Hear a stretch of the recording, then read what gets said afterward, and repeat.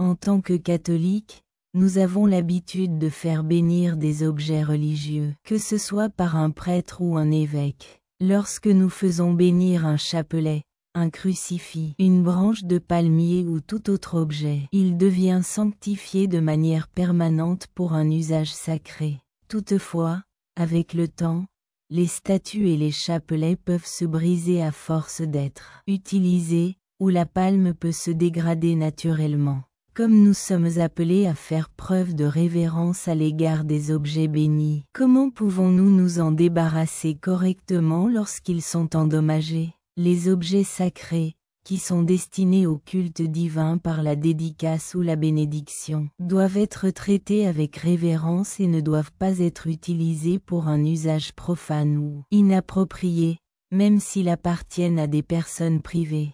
Code de droit canonique 1171. La tradition catholique indique simplement que les objets bénis, qui sont cassés ou endommagés, doivent être brûlés ou enterrés. Lorsqu'un objet a été brûlé, ses cendres doivent également être enterrées.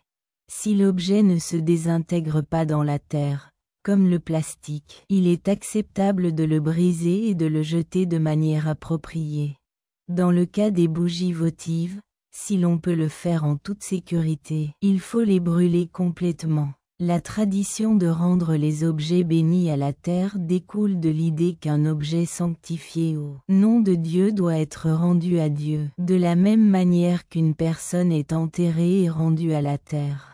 Alors que la tradition de rendre les objets à la terre remonte à des milliers d'années, la Sacrée Congrégation des Rites et le Saint-Office ont publié en 1874 des déterminations formelles sur les méthodes d'élimination appropriées pour les objets bénis. Tout linge, vêtements ou nappe d'autel doit être brûlé et les cendres enterrées. L'eau bénite excédentaire ou contaminée doit être versée directement dans le sol. Les palmes doivent être brûlées, les cendres utilisées pour le mercredi des cendres et l'excédent enterré. De même,